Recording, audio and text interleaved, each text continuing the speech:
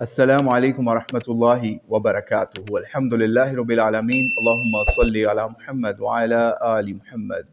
आज की इस नशिस्त में हम एक अहम मामला डिस्कस करने जा रहे हैं, बल्कि उसके बारे में कुरान और सुन्नत की रोशनी में आपको समझाने जा रहे हैं कि मामला ये है कि पाकिस्तान, इंडिया और दीगर मुसलमान ममालिक जहाँ पे मुसलमानों की कसीर तादाद है, वहाँ से मुसलमान लोग अपनी बच्चियों को या लड़कियों को अकेले बग़ैर किसी महरम के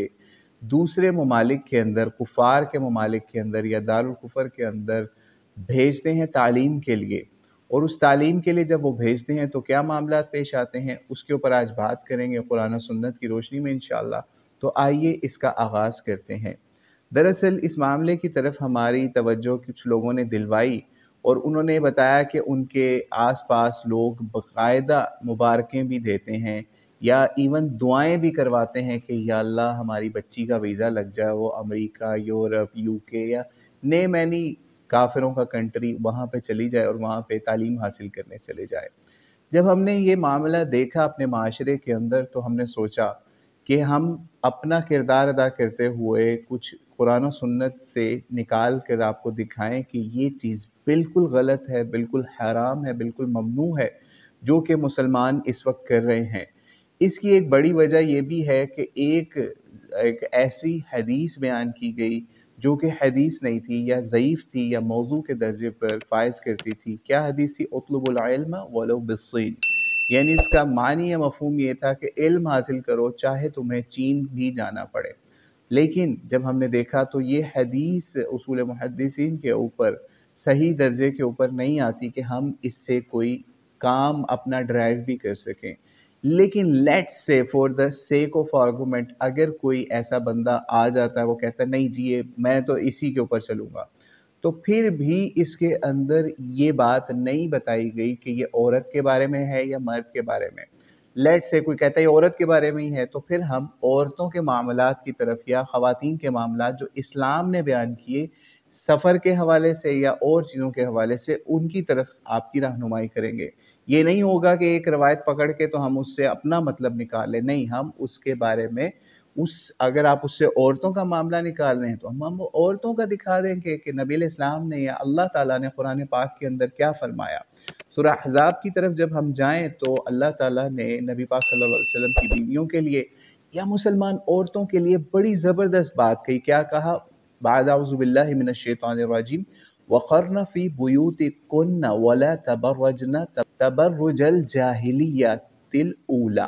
क्या फरमाया कि अपने घरों में करार के साथ रहो। औरतों को क्या कहा कि अपने घरों में करार के साथ रहो, बनाओ श्रृंगार, दिखाती ना फिरो जैसा कि पहली जाहिलियत में दिखाया जाता था। फिर आगे क्या फरमाया? वाक़िमनस्सलाह व आतीनज़्ज़का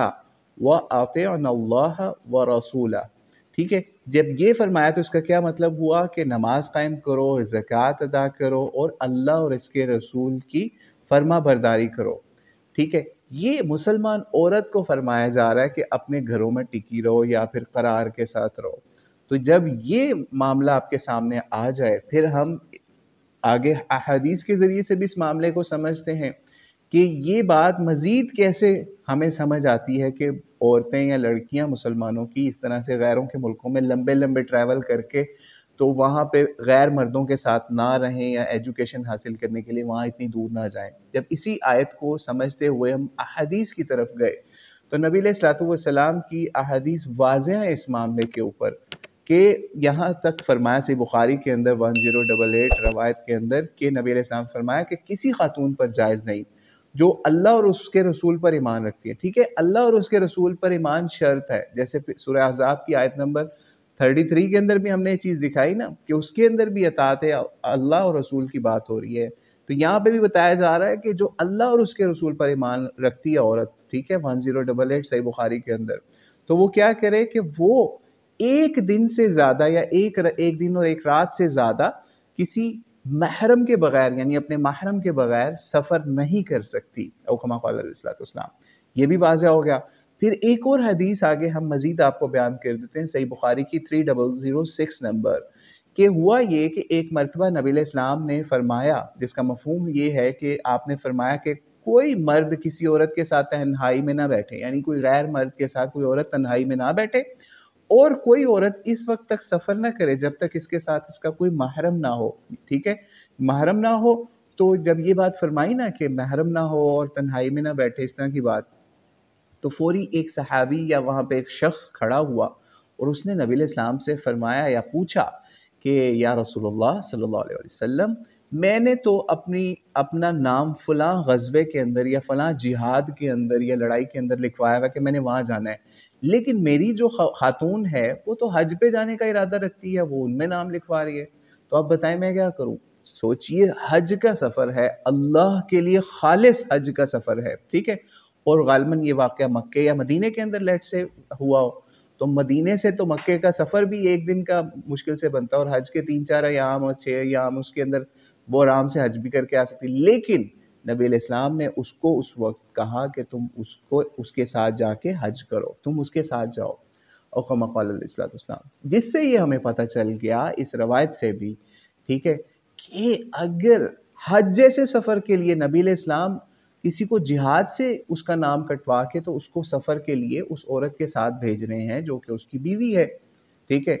جبکہ یہ احتیاط نبی علیہ السلام نے اس لیول کی احتیاط ہے، صحابہ کا دور ہے، ٹھیک ہے، اور مسلمانوں کو اس وقت غلبہ بھی حاصل ہو رہا ہے، ٹھیک ہے، یعنی ایسا لیول ہے کہ مسلمانوں کی اسلام کی حکومت ہے، لیکن آج ہم اس لیول پہ گرے مسلمان کہ وہ مسلمان ملکوں سے کافروں کے ہاتھ اپنی بچی بھیجیں گے، اور وہاں پہ ان کے لیے وہ مشکلات کا سامنا کرنا پڑ رہا ہے کہ ہم وہ آپ کو بیان بھی نہیں کر سکتے۔ جب یہاں سے لڑکیاں وہاں جاتی ہیں ان کی اکوموڈیشن کا مسئلہ ہوتا ہے، کوئی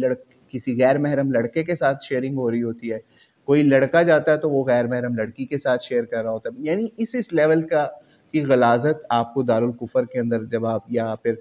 کافروں کے ملکوں کے اندر جا کے تعلیم کے نام پہ آپ جب بے حیائی کا طوفان فیس کرتے ہیں تو آپ کو پیسہ بچانے کے لیے یا ان چیزوں کی طرف بھی جانا پڑتا ہے۔ اور سوشلی بھی جب ہم اس کو دیکھیں تو یہاں پاکستان کے اندر کسی اچھے گھر کی لڑکی کو کبھی آپ نہیں دیکھیں گے جو کہ پیٹرول پمپ کے اوپر یا گیس اسٹیشن کے اوپر جاب کر رہی ہو یا جنرل سٹور کی زینت بنی ہو، کسی اچھے گھرانے کی یا کھاتے پیتے گھرانے کی بات کریں، لیکن جب کافروں کے ملک کی بات آ جائے تو وہی لوگ جو اپنی بچیوں کو گاڑیوں پہ، موٹر سائیکلوں پہ یا اپنے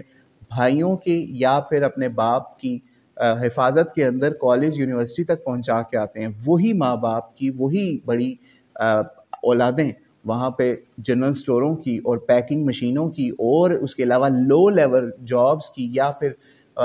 سمجھ لیجئے کاؤنٹرز کی زینت بنتی ہیں کافروں کے ملکوں کے اندر جا کے۔ تو اللہ تعالیٰ سے دعا ہے اللہ تعالیٰ ہمارے لوگوں کو صحیح طریقے سے مسلمان بنائے، وہ قرآن و سنت سے فہم حاصل کریں اور پھر سوچیں کہ کس طریقے سے اپنی اولاد کو تعلیم دینی ہے، خاص طور پہ اپنی لڑکیوں کو، بجائے اس کے کہ وہ کافروں کے ملکوں کے اندر اس طرح سے بغیر محرموں کے اپنی بچیوں کو بھیج کے وہاں پہ ان کی عزت اور رسوائی کا باعث بنے۔ اور آخر میں ہم ایک حدیث اور بیان کر کے یہاں پہ بات ختم کرتے ہیں، مشکات المصابیح کے اندر بھی 3655 نمبر کے اوپر بھی حدیث ہے، اور رواہ مسند احمد بھی ہے اور نسائی بھی ہے، جس کے اندر نبی علیہ السلام نے 3 ایسے شخصوں کا بتایا کہ ان کے اوپر جنت حرام کر دی گئی ہے۔ نمبر 1 کون ہے؟ جو ہمیشہ شراب پینے والا، ٹھیک ہے، اور نمبر 2 والدین کا نافرمان، اور نمبر 3 دیوس۔ اور دیوس کے بارے میں یہ بتایا جاتا ہے مختلف لغت میں بھی، ڈکشنریز میں بھی، اور ہمیں دیگر اقوال سے بھی، کہ وہ شخص ہوتا ہے دیوس، ٹھیک ہے، جو کہ اس چیز کو غیرت نہ آئے، ٹھیک ہے۔ اب آپ خود سوچیں، یعنی غیرت نہ آئے برائی اور اس طرح کی بے حیائی کے اوپر غیرت نہ آئے، ٹھیک ہے، تو اب آپ خود سوچیں کہ کیا وہ والدین یا وہ ماں باپ یا وہ بہن بھائی وہ غیرت مند ہیں جو کہ اپنی ہی بچیوں کو کافروں کے ملکوں میں اس طریقے سے چند ٹکوں کے لیے یا چند سمجھ لیجئے سو کالڈ ماڈرن ایجوکیشن کے لیے یا ہائر ایجوکیشن کے لیے بھیج کے ان کی عزتیں تار تار کروا رہے ہیں؟ اور عزتیں تو تار تار بے شک ان کی نہ بھی ہوں، لیکن قرآن و سنت کے احکام جو ہم بیان کر چکے ان کو جمپ کر کے جب وہ کفار کے ملک میں جاتے ہیں تو نہ ان کا ایمان محفوظ ہے اور نہ ہی وہ قرآن و سنت کے اوپر عمل کر رہے ہیں۔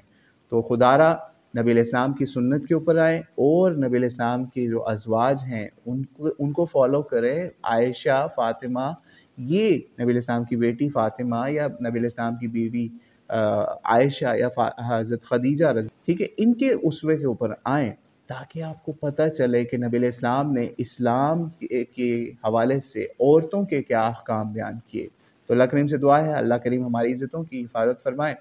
واللہ عالم الصواب۔ السلام علیکم ورحمۃ اللہ وبرکاتہ۔